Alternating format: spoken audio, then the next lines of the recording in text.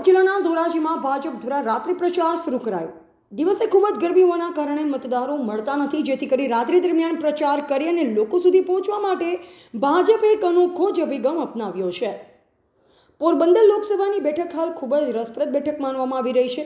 ભાજપે આરોગ્ય મંત્રી મનસુખ માંડવિયાને મેદાને ઉતાર્યા, તો બીજી તરફ કોંગ્રેસે ખેડૂત નેતા અને કોંગ્રેસના કદાવર નેતા લલિત વસોયાને મેદાને ઉતાર્યા છે અને હવે ચૂંટણીને ગણતરીના દિવસો બાકી છે, ત્યારે ભાજપ પ્રચારમાં કોઈ કચાશ રાખવા માંગતું નથી।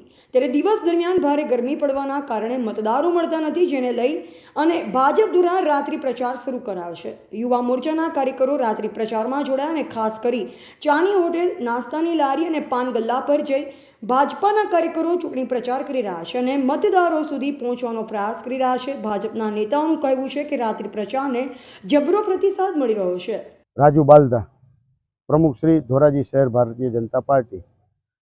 હાલ અમારી ટીમ, યુવા ભાજપની ટીમ, સંગઠનની ટીમ દ્વારા રાત્રિના સમયે પ્રચાર અર્થે નીકળી છે।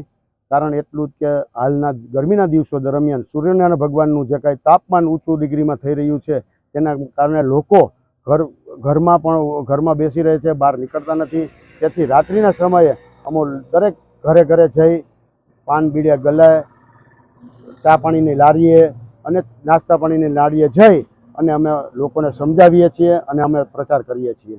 રિપોર્ટર નયન રાવરાણી, સંબંધ ભારત ન્યૂઝ, રાજકોટ।